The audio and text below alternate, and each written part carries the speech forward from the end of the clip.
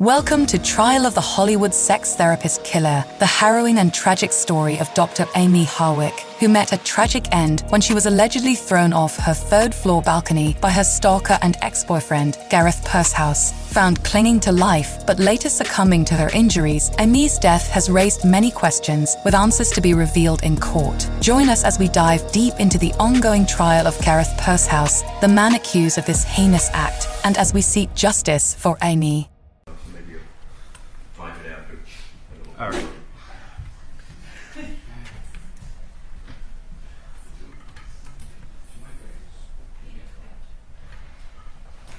Okay.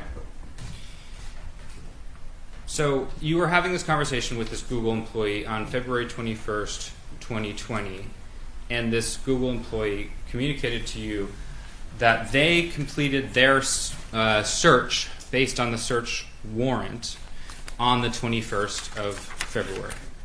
Yes. And that when they completed that search... No, object as hearsay. Unless that's a business record. Just ask the direct question if you're asking him about particular dates we're missing, or is that complete? Just allow you to ask that question, even though technically it's hearsay. Okay. That they produced the responsive data that was in their possession, right? Right. But because this 5-day retention period had lapsed, there was no way for them to know if there was anything that was recorded by the cameras on the 14th or 15th, right? That was my understanding, yes. Now, within the way that this account works is that within that 5-day period, the account holder has the option of being able to select recordings and save them, right? That's my understanding. And that anything not saved by the account holder would be deleted. Right. Now, you previously have you told detectives. Let's see. Let's go through this in chronological order. So, we're going to jump forward to 2021. On September 27th, 2021, you wrote Google an email. Do you remember that? Yes. And in this email, you indicated that you had submitted a search warrant and that Google had responded that there were no responsive videos, right? Right. And so you were reaching out to Google again, and you were representing to Google that you hadn't paid attention to the last page of the letter where the zip file was, right? Right. And so you were telling Google, hey, back in February of 2020, I didn't get anything. I think, yeah, I might have been confused as to what I had been in possession of. Then, on October 4th, 2021, you wrote an email to Detective Carranza, Detective Masterson, Mr. Avila, and the other district attorney at the time, Mr. Dreiling, and you said that you emailed Google and asked why you hadn't received the file that they referenced in the letter, and that this time they attached the files. Yes. And you wrote in that email on October 4th, 2021, unfortunately, because Amie didn't have a subscription plan, it looks like it only contains a few files that she saved manually. Right. Okay. So that's not entirely true, right? She had a plan that had a 5-day retention period. I don't know whether she had a plan or... My understanding from Google was that she didn't have a paid plan. Would it refresh your recollection to look at the declaration by the Google Custodian Yes. Records? Okay. May I approach you on it? Yes. So you can just scroll down as you're reading.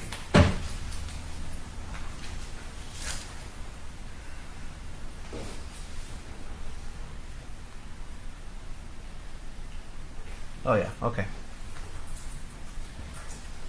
So did that refresh your recollection? Yes. And Google informed you that she had an account that had a 5-day retention period. That's what it seems to say in that letter. Yes. Well, that's what they told you in that conversation, right? He says that's what it seems to say, Counsel. In the letter. Yes. Are you saying that was not communicated to you in the conversation? I don't remember. Objection. That's hearsay. Okay, sustained. So, on October 4th, 2021, when you emailed the 2 detectives and the 2 district attorneys, you knew that you had received files from Google, right? I think I had forgotten that I had received them, and then somehow had lost track of them, which is why I requested them again. And when you emailed Google, you knew that you had this conversation with this Google employee and that they had provided these files. Objection. Hearsay. Yes, it's sustained. And I think he just stated he thinks he may have forgotten that he received them. Is that right? And you were reaching out to them again. Correct. I All right. believe I forgot that I received them. Right. Now, Detective Masterson testified at the preliminary hearing and was asked about this exact issue, right? Objection. Hearsay and foundation. Sustained. This is prior inconsistent statement, Your It Honor. says sustained, not from another witness, unless it's attributed to that particular witness. In preparation for his... That's approach.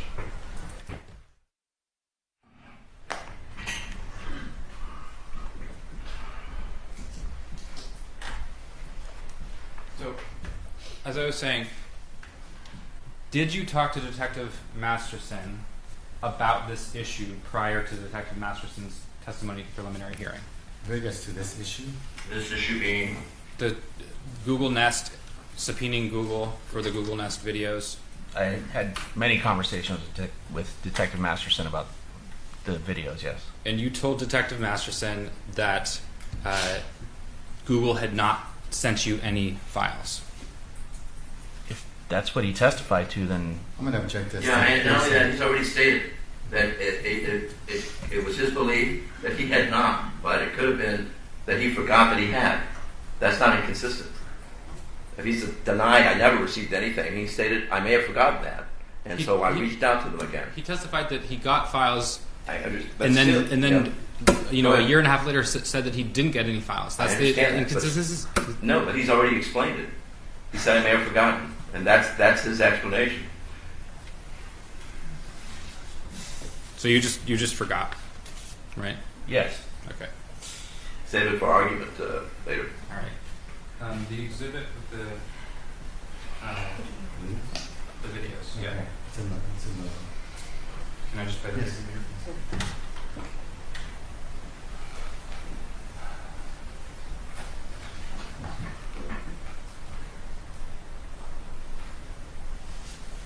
All right. So I'm opening up the file from the 13th that appears to be from the 13th of February.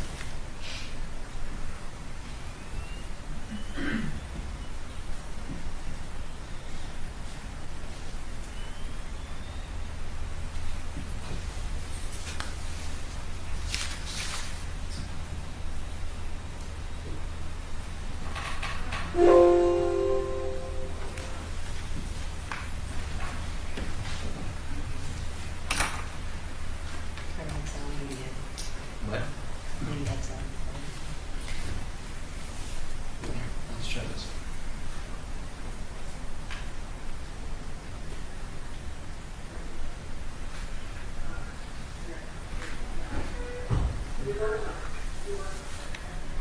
Okay, so I'm going to hit pause and just put on the record what I'm playing. So this appears to be a file with a date of February 5th, 2022, or sorry, February 5th, 2020. And it has audio, right? I can hear audio, yes.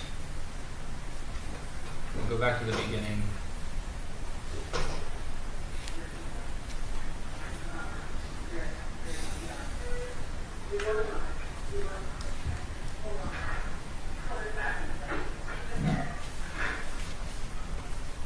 So this video that we just finished watching captured both video and audio, right? Yes. And the angle of the video is to the front door, right? Right.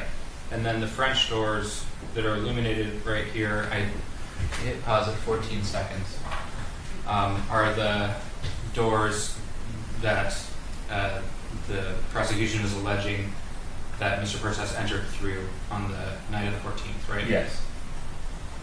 And you said that Google Nest videos are typically 16 seconds long? No. Okay. So that's not out of the ordinary for a motion-activated clip to be 16 seconds long, but they can be any length depending on how much motion was in the video. Got it. So if there's motion in the video, it'll record, and then if the motion stops, it'll stop recording. That's how motion-activated video works, yes. All right. Hitting play.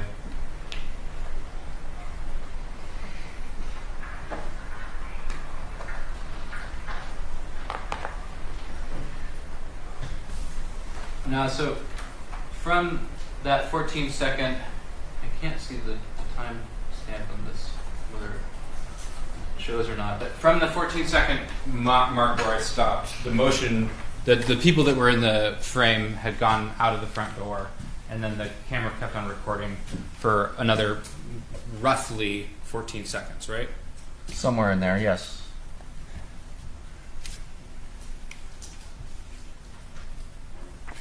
You didn't send a preservation request to Google for Nest recordings when you sent them the search warrant on February 16th, 2020. No, I sent them just the search warrant. To your knowledge, no one involved in investigating this case sent a preservation request to Google for the Nest recordings. No. And in February 2020, U.S. law enforcement officers could submit a preservation request to Google, which would require them to preserve a copy of records or other evidence. Yes. Nothing further. Redirect. The very next day of when this incident occurred, you sent Google your search warrant for those 4 cameras, is that correct? That's right. And they received it on February 16th. They received it as soon as I uploaded it, yes. I have nothing further. Based on those 2 questions. I would just like to mark the 2 emails that I previously showed that. Make it double T. My objection would be hearsay. Well, he's not moving to admit them at this point. Double T 1 and 2. All right, so I'm going to give a copy to the people of each email.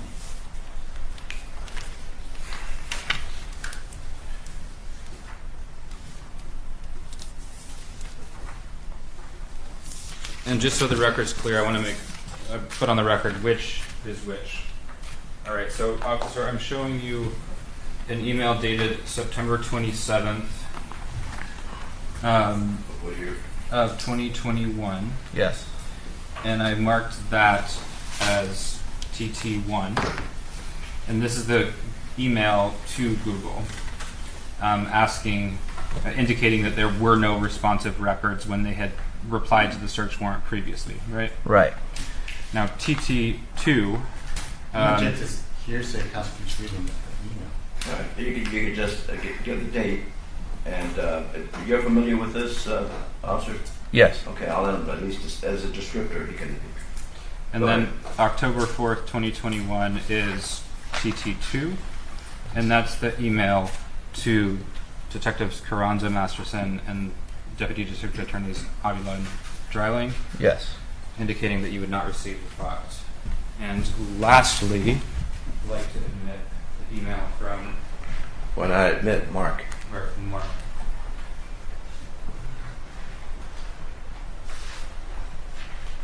So this would be TT3.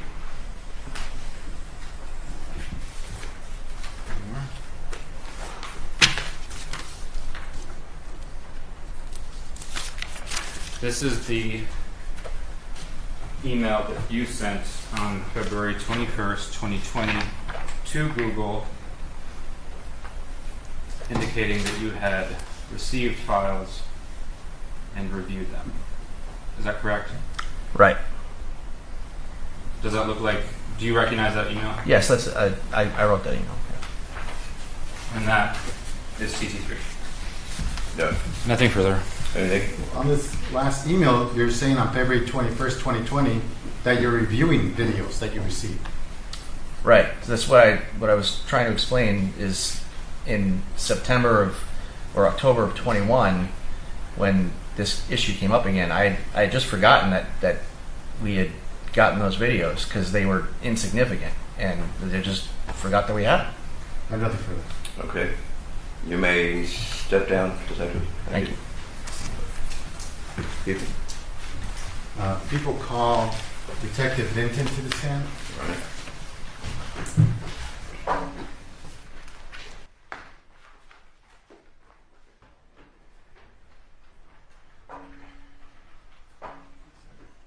All right, Detective, if you could raise your right hand, face my clerk here.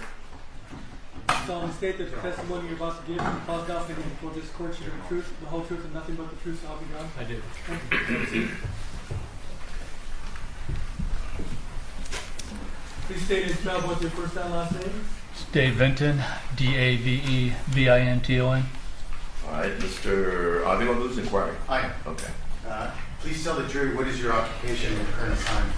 I'm a detective for LAPD, and I'm currently working homicide. I'm going to ask you just to speak just a little bit louder so all the jurors can hear you. And how many years have you been a police officer? For 29, How many years have you been a detective? for about 18. And out of those 18 years, how many years have you been a detective that investigates homicides? About 15.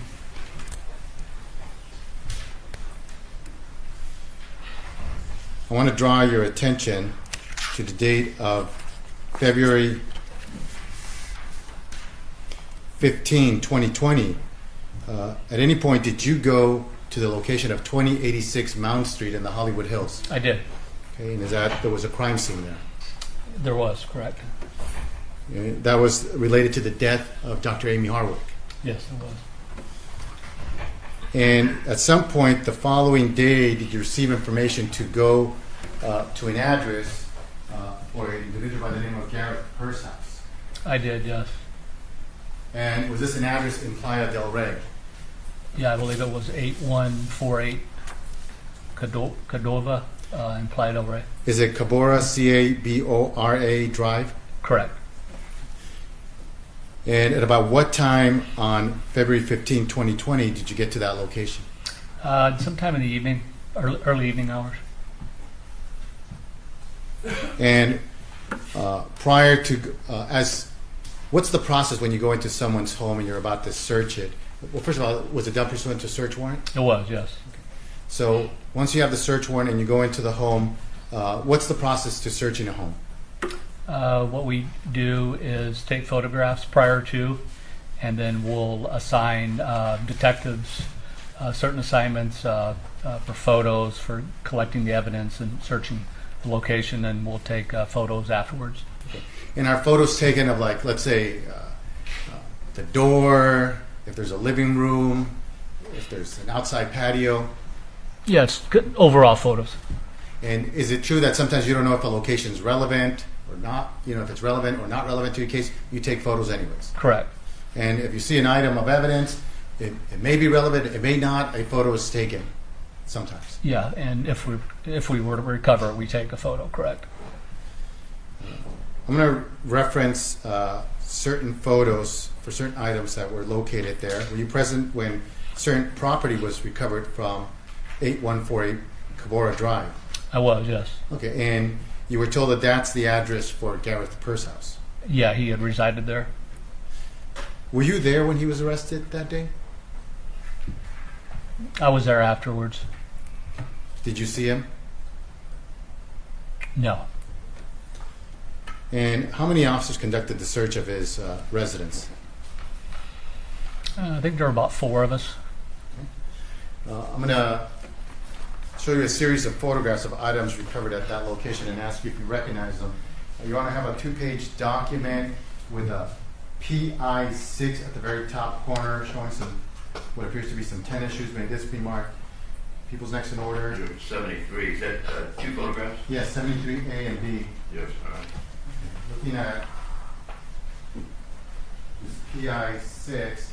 And by the way, does PI stand for property item number? It does, yes. And was at some point, were these shoes given a property identification number 6? Yeah, it's just a way to track the shoes as they're booked into evidence. And just because the jury hasn't heard this, what does that mean, property identification number? Basically what it is, it's a way to track and document the evidence that's taken from a home on a report. And so the property ID number 6 for these particular tennis shoes, would it be, it's property item number 6 for DR 2006-06220. Yeah, and it means basically it'd be the 6th item that was booked to that report number. In this particular case, that was the DR number for for any evidence recovered as it related to this case. Correct. And so, property item number 6 was a pair of tennis shoes. Yes. And where were they found? In the bedroom closet of the residence. And is that shown here on 73A? It is. And looking at 73B, is that a close-up of those tennis shoes? It is. And were these designated as the brand DC with a tan with black laces? Yes, they were DC brand tennis shoes. Now looking at PI, the photograph with PI 7 made this mark people's number 74. Yes. Do you recognize what's shown here?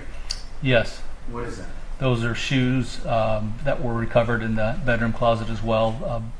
Yellow Adidas. And they were booked under item 7, under that same DR number. And do you prepare a proper report where you list the items that are being recovered at a specific location? Yes. And do you say this is property item number 7, you describe it, and you indicate if there's a brand to it, and the color? Correct. And was that done in this case? Correct. And at the point you're recovering this, you don't know if these shoes are relevant or not. No. Do you remember where these shoes, where they were recovered? Yeah, from the same closet as the previous shoes. But we don't have a photograph of them in the closet. Do you know why? No, I don't. It was taken. I don't know why. I have another series of photographs. I mean, this remarked as people's number 75 shows some other shoes. Yes. Okay. And B, and it has a PI 8 at the very top of 70, the top right corner of this photograph of 75A. Do you recognize what's shown there? I do. And what is that? It's photos of shoes that were recovered from the closet as well, from the residence. And was this designated property item number 8? Correct, number 8. And described as white shoes with white laces. Yeah, white shoes. I don't believe there was a brand associated with them, so they were just labeled white tennis shoes. Looking at photograph B, is this a close-up photo taken at a different point in time? Yeah, looks like it's a closer up of the same shoes. Okay, let's, ladies and gentlemen, let's go ahead and take a 15-minute break, if you would, please.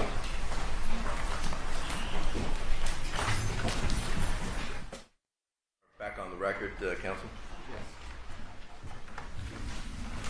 Right, looking at photograph 75B, we showed a close-up of those white tennis shoes. Yes. I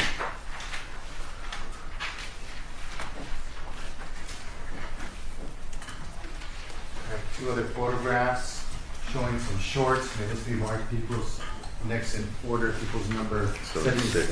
Thank you. There are 2? Yeah, 76A and B. Yes. And the top right corner has PI number 9. Do you see that there? I did. And can you describe what the jury's seeing on that photograph? So the dark colored shorts is what I had recovered from the bathroom floor that we had booked into evidence. And was that identified as property item number 9? Correct. I'm going to show you 76B. Is this a close-up of those shorts? It is. Okay, and they appear to have some white stripes on the side. Yeah, I think they're gray, but yeah, stripes on the side, yes.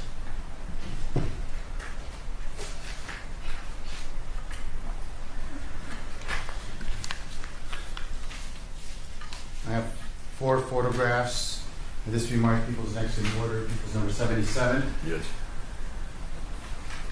A through D. Yes. And at the top of 77A, there's a PI 10. You see that there? I do. And can you tell me, can you tell us what's shown there? That's a pair of gloves that I had recovered from the living room closet at the residence. And was this designated property item number 10? It was. And was the brand Husky? Husky, yes, correct. And you described them as tan gloves? Yes. Looking at photograph 77B, is just a close-up of one of the gloves. It is.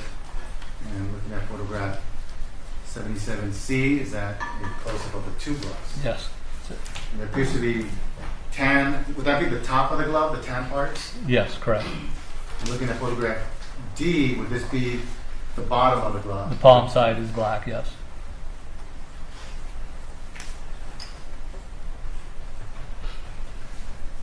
And was a syringe found at the defendant's residence? Yes.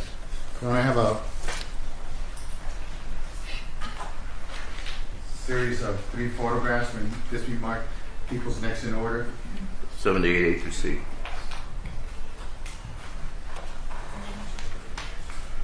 Looking at people 78 with a PI 13 there. Do you recognize that? I do.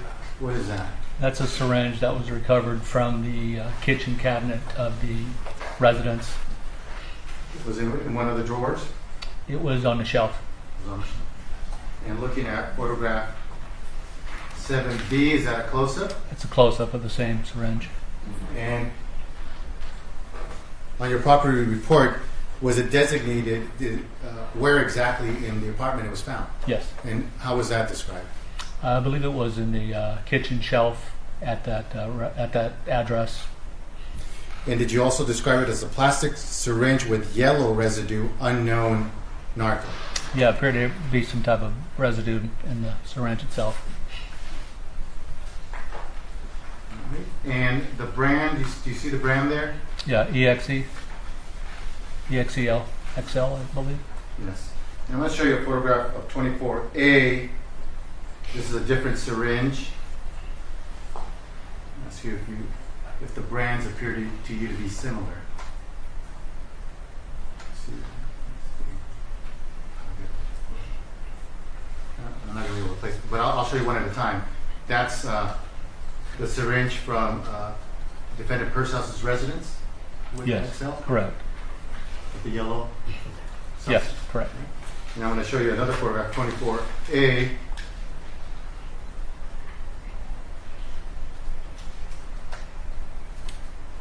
Does that appear to have the same brand? It does. I mean, that's one of the reasons why we took it, because I knew there was a syringe. Non-responsive to any. Oh, it's the same. Well, what was the significance of collecting that syringe in defendant Pursehouse's residence? Because it was similar to the syringe that was found at the victim's residence. Thank you.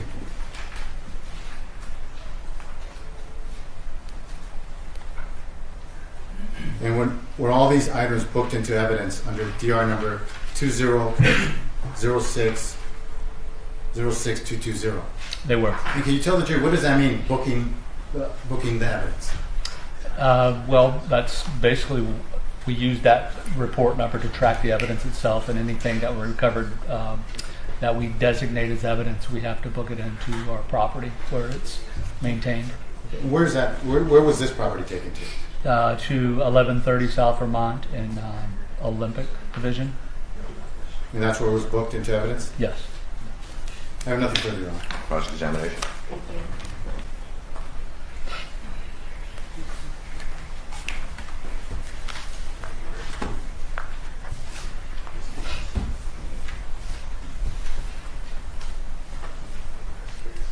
Good afternoon, Detective Good Vinton. afternoon. So, when you first arrived at 8148 Cabora Drive, was that at about 17:35 hours? Yeah, I think it was in the evening time. Sounds about right. Would it refresh your recollection to look at your notes? It sounds about right. Okay.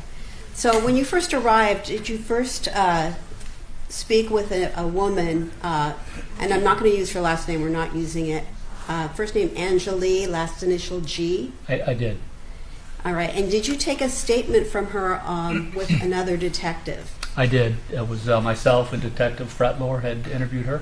Okay, and how long had you been a detective at that time? Probably 15 years, probably. Okay. And you prepared a report memorializing your conversation with Angeli G? Yes.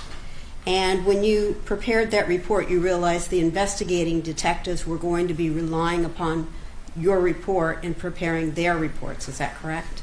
I mean, the we call them the IO, investigating officer. They're, they get the report, but it's, it would be good practice for them to actually listen to the interview that's recorded, and they could document a supplemental report if need be, or add on to the statement. But my statement is pretty brief statement of what she told me. Yes.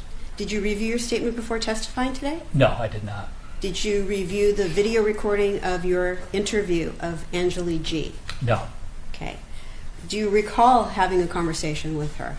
I do. I did review her transcript of the interview.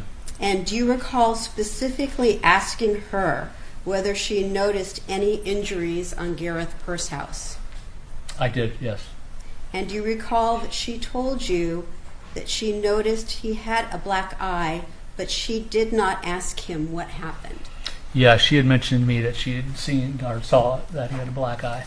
And that she had not asked him how he got that black eye? Correct. And she did not tell you that she saw any scratches on Mr. Pursehouse. Is that correct? Correct. Thank you. I have nothing further. Any redirect? Yeah, where in the transcript did she say that I did not ask him about the black eye, that he had a black eye? Do you want me to bring it up to you? Sure. I think it was, he didn't ask him how he got it.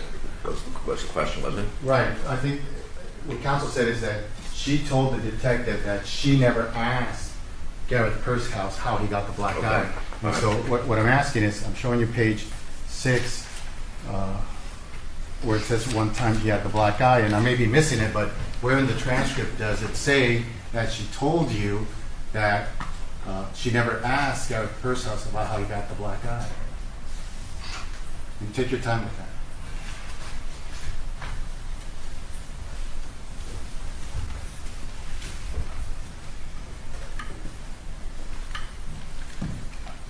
Or did she just say he had a black eye? Yeah, I think she just mentioned that he had a black eye. So she never told you, I never asked him about where he got the black eye. Right. It just never came up. By the way, I'm going to object to that and then you move to strike. Overruled. I'll allow the answer to stand. You said that never came up? Correct. Okay. by the way, in your whole interview with her, did she ever mention to you that defendant Pursehouse told her that day that he wanted to go to the shooting range? Did she ever say anything about that? No, she never mentioned any shooting range. I have nothing further. Ms. Bernstein left. Yes. Detective Vinton, when you were interviewing Angeli G, where were you? We were in my police car down the street from the residence. And were you parked? Yes. You weren't driving her to the tow yard? No, we were actually stopped at the tow yard. During the entire conversation, you were actually stopped, or were you driving during a portion of it? I think for the most part we were parked outside the tow yard waiting to get her car out of tow, but yeah, it was in the car. But you haven't listened to the audio recording, is that correct? No, I haven't. So you can't say what quality it was? Quality, I think, is fairly good from what I remember. Well, Mr. Avila just showed you a transcript, correct? Yes. And was it page 5 of the transcript he showed you? 6, I believe. Which transcript did you show?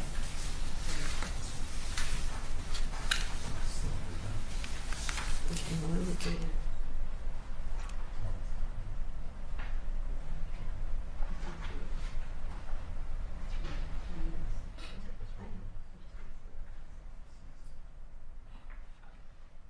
Showing you the approach.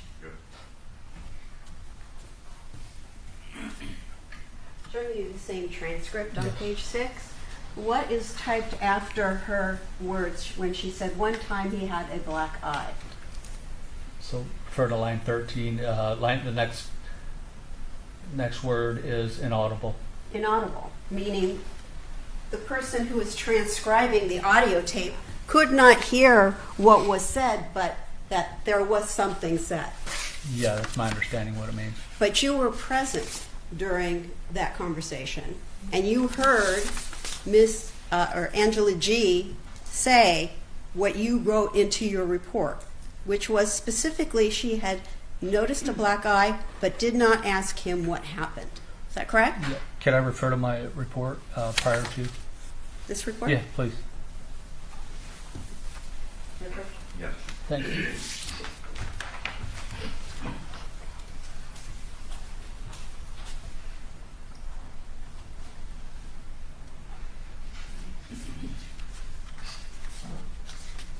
Yeah, so You had a chance to refresh yeah, your recollection? she did not ask him what had happened.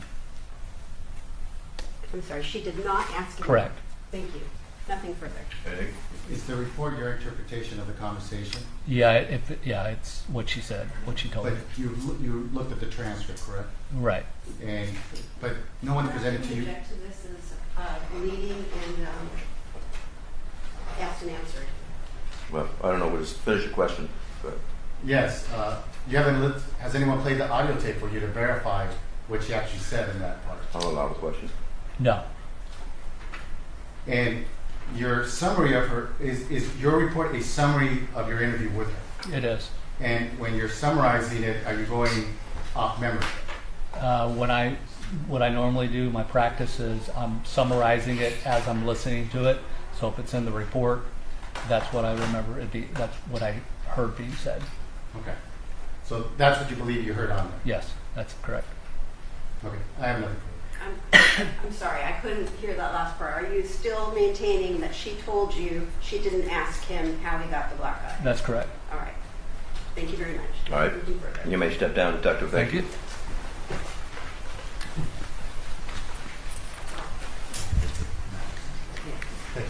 People call Detective Masterson. All right.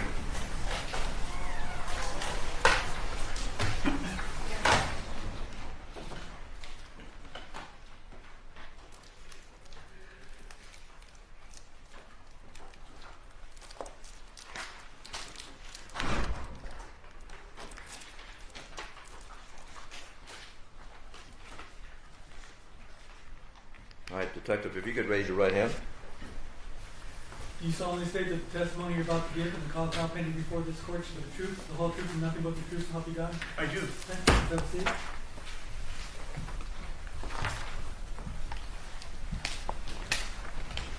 Please state and spell both your first and last name. Scott Masterson, SCOTT MASTERSON. Mr. Avila. Yes, thank you. What is it that you do for a living today? I'm retired. And when did you retire? May of 2022. And before your retirement, what was your occupation? I was a police detective for the Los Angeles Police Department. And how many years had you been a police officer? Police officer and detective for 34 years. How many years as a detective?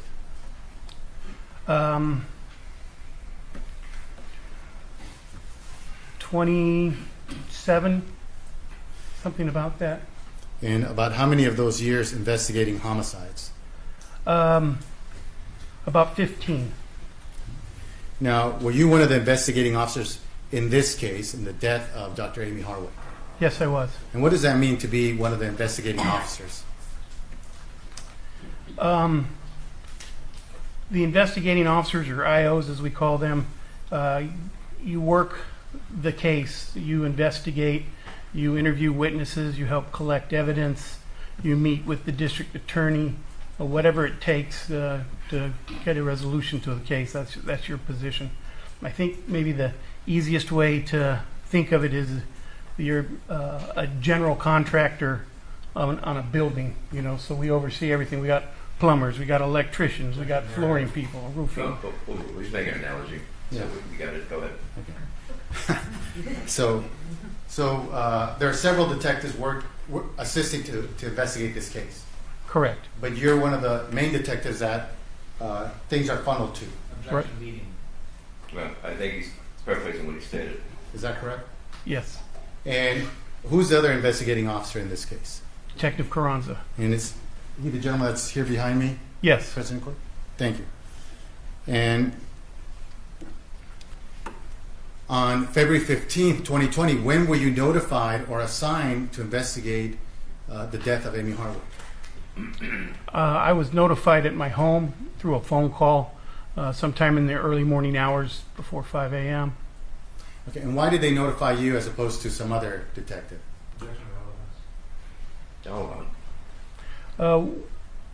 West Bureau Homicide, where I was assigned, we had what we call the on-call teams, meaning that you were responsible to answer the phone and be available to respond when necessary.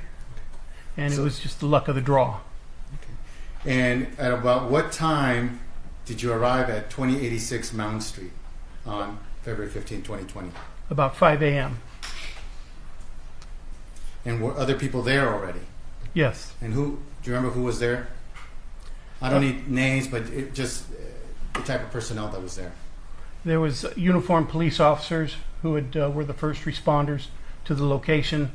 I don't remember if there were other detectives that arrived before me, but it was mainly uniformed personnel. And at around 5 a.m., did you have a partner arrive to assist you with this investigation? Yes. And who was that? Detective Carranza. And was there a log started to identify people who were coming into the crime scene? Yes. And was there an internal log that started at 5 a.m.? Yes. And why at 5 a.m. if officers were already there at about 1:30 a.m.? Well, the original officers, the first responders, once they get to a location, their first task is preservation of human life. So the first thing they do is they're looking to save a life. Do we need an ambulance? What do we need? Then it's make sure the scene is safe and secure for any follow-along people that may come along.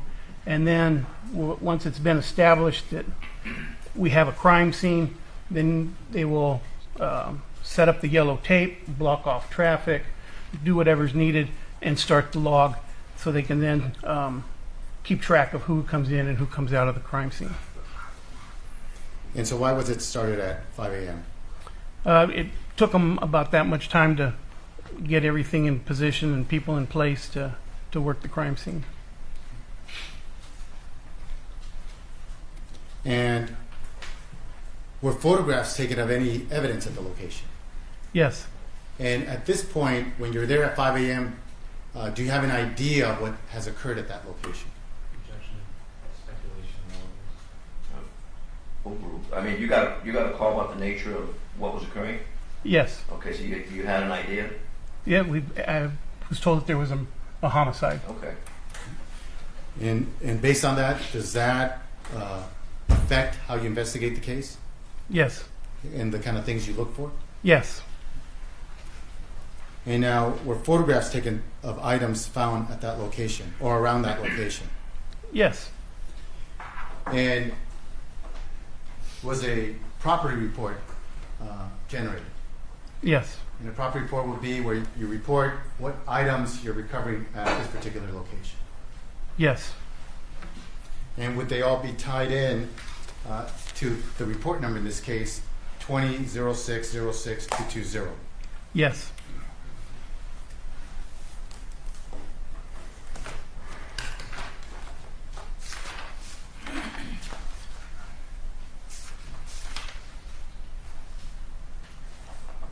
I'm going to show you a series of photographs. Look in here. This is a photograph showing the front of the home of 2086, and then some. So they've been marked already? No. May this be marked People's Next in Order number 79. 79 A through D, and I'm going to try to go quickly through these, and you can just tell us what you see here. Looking at 79A,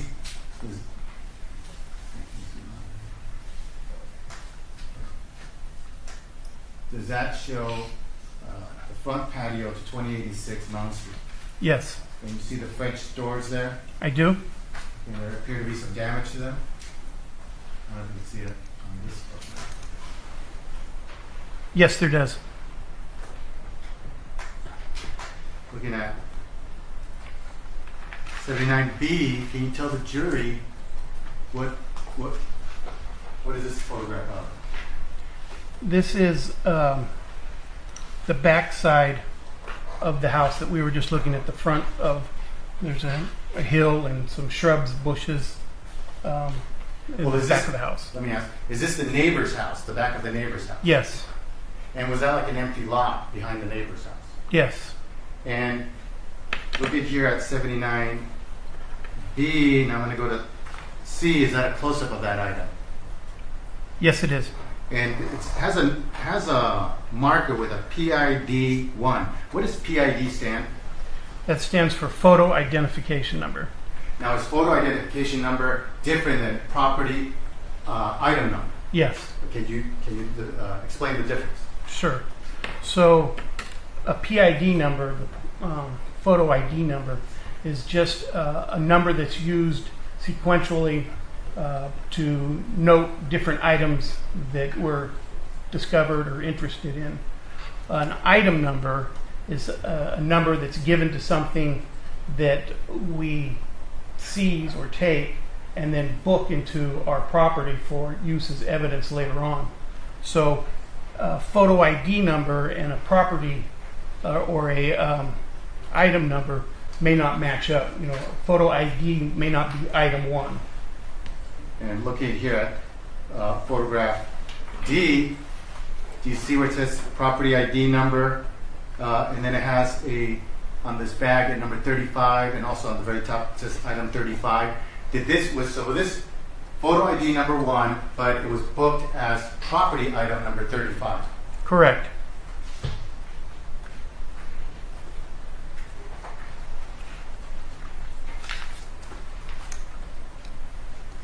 Did you go to the patio area of 2086 Mount Street? Yes. And did you see evidence at that location? Yes. And were photographs taken? Yes. And are you there when some of these photographs are taken? Yes, I am. And do you have any input on the photo ID numbers as to what would be the next photo ID number? Some, yes. What does that mean, some, yes? Well, when we're looking at an area, you know, I'm looking at different things, and so I'll tell the photographer, okay, let's put a number here, let's put 3, 4, 5, 6, and so I'm directing the numbers. Looking here at the series of photographs labeled A through I, may this be marked as people's number 80? 81. 81? Yes. Yes. Looking at 81, we'll go through this. Does this photograph show the back patio to 2086 and several photo ID markers at that location? Yes, it does. Looking at B, is this a close-up of photo ID number 2? Yes. And what is that? That was a hair squinty or something, I think they call it. Scrunchy? Scrunchy, yes. Yeah, everybody, all the women answered there. Looking at photograph C, does this photograph show a close-up of that item, photo ID number 2? Not a close-up. This is more of a general shot. I'm sorry, general shot of number 2, Yes. and also of 4, 6, and 3. Yes. Looking at photograph D, is this a close-up of what appears to be a dress? Yes. And you reviewed the property report to see what particular item number this dress received? Yes.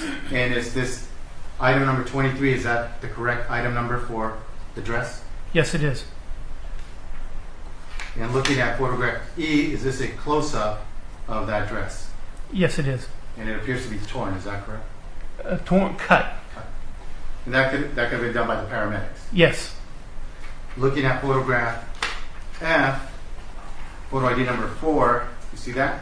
I do. Now, how is, this appears to be blood. Yes. How is that collected? Typically, what will happen is either the detective or criminalist will take a sampling of the red stain by using a like a big Q-tip and just swabbing it and getting a sample onto the cotton head of the big Q-tip, and then it'll get packaged and preserved. Objection. Foundation as to the collection of blood. I don't think Mr. Avila has laid foundation. Well, you how can many inquire years- about that. How many years have you investigated homicides? Around 15 or so. How many homicides have you investigated As the primary or just in general? in general? Oh, over 100, I think, is a very safe number. And during those times, have you seen the collection of blood? I've witnessed it and done it myself, yes. And is one method is to swab the blood? Yes, And was that done in this case? yes. Looking at photograph G, does this show a swab related to the collection of that blood sample? Yes, Looking at photograph H, is this another photograph that shows an overall view of various photo IDs, including number 5? yes. And that appears to be near some, what do you call that? Sprinklers, Sprinklers. Valves. I was looking at valves. sprinkler valves, okay. Looking at I, is that a close-up of that? Yes. And what does that appear to be? A wig, a hair piece.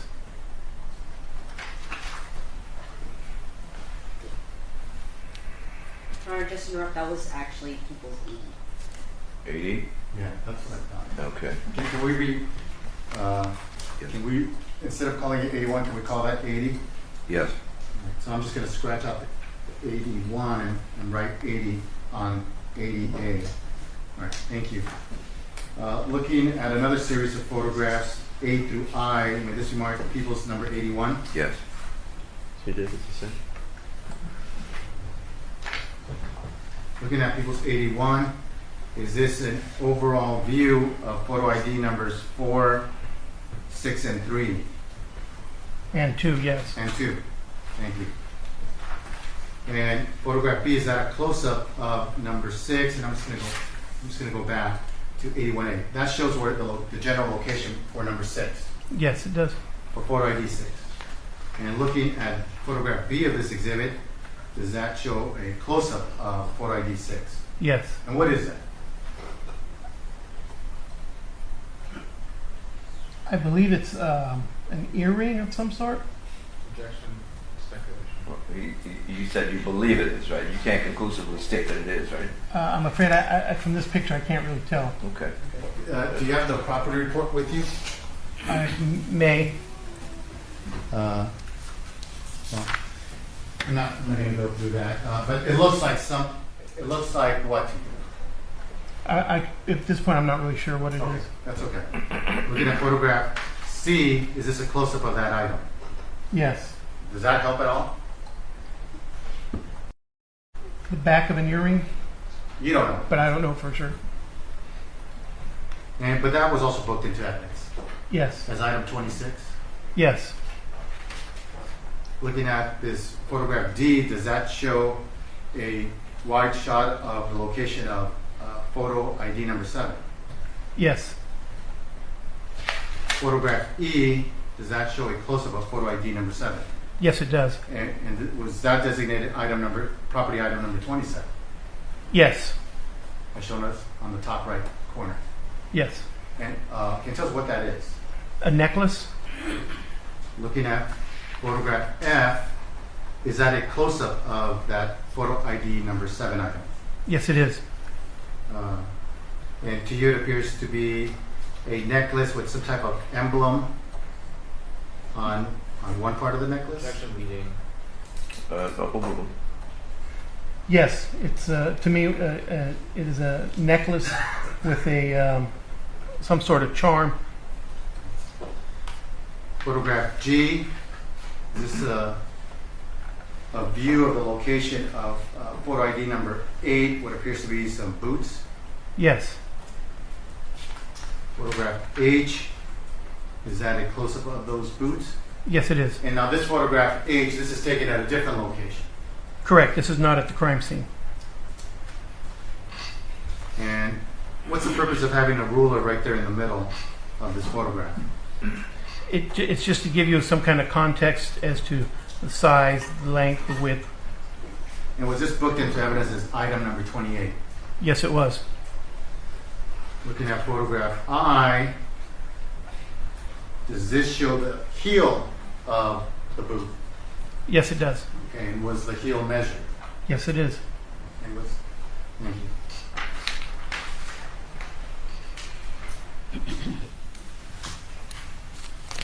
As you're walking around the backyard, did you notice anything unusual about a statue that was out there in the backyard?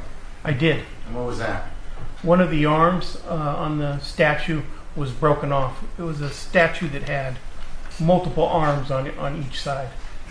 You want to have a series of photographs depicting that statue. May this be marked as people's 82 photographs A through E. All right. Looking at 82A, can you tell the jury what is shown there? So this is the backyard at the house, and that's the statue off in the back right corner of the property. Thank you. Photograph B, is that a close-up of that same statue? Yes, it is. And there appears to be something to the left at the bottom of the statue? Yes. Photograph C, is that another photograph showing something to the bottom left of the statue on this photograph with a photo ID number 9? Yes, just to the right of the placard card is the arm. Looking at photograph D, can you tell us what is shown here? That's a close-up of the arm on the ground. And why would you say it appeared to be broken? Well, you said it was, you believed it was broken off? Yes. Okay, but it's certainly not attached to the statue. So, photographs speaks for itself. So. Could you tell from the break and from the statute when it may have been broken? When? Yes. Objection foundation. Yes, sustained. Can you describe the statute and the particular hand that appears to have been broken?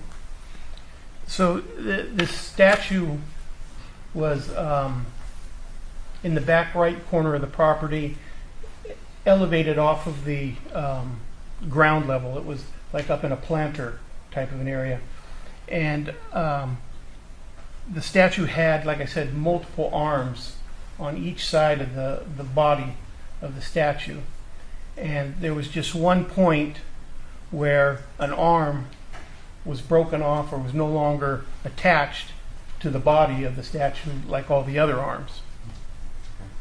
But let's stop there, Council. All right. All right, ladies and gentlemen, let's go ahead and take a recess. We'll see you tomorrow at 9:30. Be well. More of the trial of the Hollywood sex therapist killer is on the way. Press subscribe now so you don't miss a moment of this riveting courtroom drama as we seek justice for Dr. Amie Harwick.